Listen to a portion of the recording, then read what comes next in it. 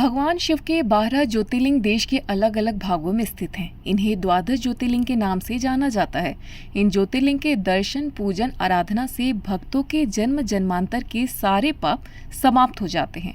वे भगवान शिव की कृपा के पात्र बनते हैं। ऐसे कल्याणकारी ज्योतिर्लिंग में श्री घुश्मेश्वर ज्योतिर्लिंग एक प्रमुख ज्योतिर्लिंग माने जाते हैं। द्वादश ज्योतिर्लिंग में यह अंतिम ज्योतिर्लिंग है। इन्हें घुश्मेश्वर, कृष्णेश्वर या घृष्णेश्वर भी कहा जाता है। यह महाराष्ट्र प्रदेश में दौलताबाद से 12 मील दूर वेरुल गांव के पास स्थित है।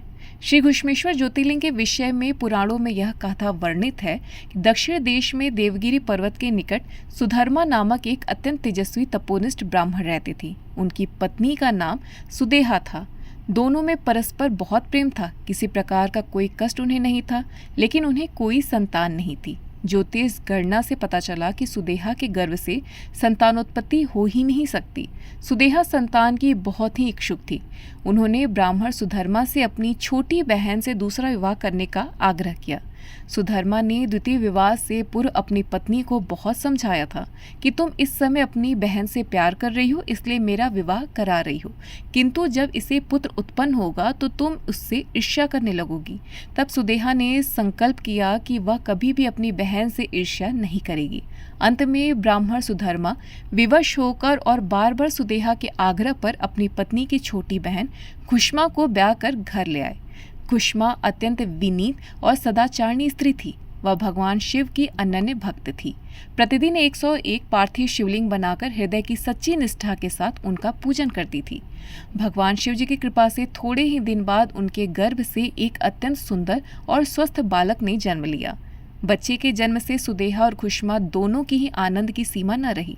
दोनों के दिन बड़े आराम से बीत रहे थे, लेकिन न जाने कैसे थोड़े ही दिनों बाद सुदेहा के मन में एक विचार ने जन्म लिया। सुदेहा को घुष्मा से ईर्ष्या पैदा हो गई। उसकी बुद्धि भ्रष्ट हो गई, जिस कारण उसने अनिष्ट करने की ठान ली। वह सोचने लगी कि मेरा तो इस घर में कुछ है ही नहीं, सब कुछ घुष्मा का है। मेरे पति पर भी उसने अधिकार जमा लिया है, संतान भी उसी की है। यह कुविचार धीरे धीरे उसके मन में बढ़ने लगा। इधर घुष्मा का वह बालक भी बड़ा हो रहा था। धीरे धीरे वह जवान हो गया। उसका विवाह भी हो गया। अंततः एक दिन सुदेहा ने घुष्मा के युवा पुत्र को रात में सोते समय मार डाला और उसके शव को ले जाकर उसी तालाब में फेंक दिया जिसमें घुष्मा प्रतिदिन पार्थिव शिवलिंग का विसर्जन करती थी। सुदेहा शव को तालाब में फेंककर आ गई और आराम से घर में सो गई। प्रतिदिन की बातें घुष्मा अपने पूजा कृत्य में लग गई और ब्राह्मण सुधर्मा भी अपने नित्य क्रम में लग गए। सुदेहा भी जब सुबह उठी तो उसके हृदय में जलने वाली ईर्ष्या की आग अब बुझ चुकी थी, इसलिए वह भी आनंद पूर्वक घर के कामकाज में जुट गई। जब बहू की नींद खुली तो उसने देखा कि उसका पति बिस्तर पर नहीं है।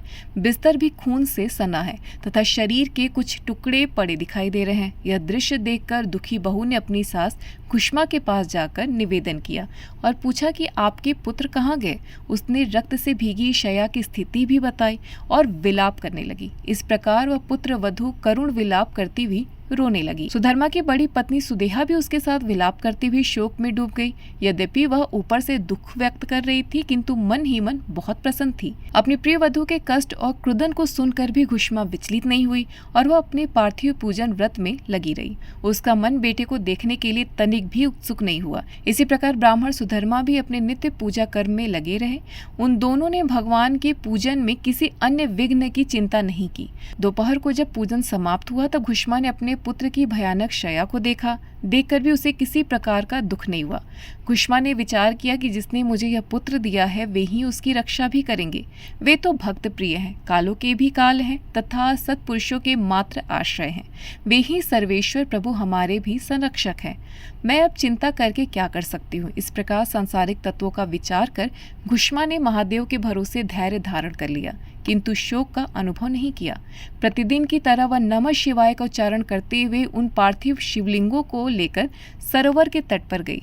जब उसने पार्थिव लिंगों को तालाब में विसर्जन कर वापस होने की चेष्टा की तो उसका अपना पुत्र सरोवर के किनारे खड़ा हुआ दिखाई पड़ा। अपने पुत्र को देखकर घुष्मा के मन में न तो प्रसन्नता हुई और न ही किसी प्रकार का कष्ट हुआ। इतने में ही परम संतुष्ट ज्योति स्वरूप महादेव घुष्मा के सामने प्रकट हो गए। वसुदेहा की घिनौनी करतूत से अत्यंत क्रोधित हो उठे, अपने त्रिशूल द्वारा उसका गला काटने को उद्यत हुए। घुष्मा ने हाथ जोड़कर भगवान शिव से कहा, प्रभु, यदि आप मुझ पर प्रसन्न हैं तो मेरी उस अभागिन बहन को क्षमा कर दें। निश्चित ही उसने अत्यंत जघन्य पाप किया, किंतु आपकी दया से मुझे मेरा पुत्र वापस मिल गया है।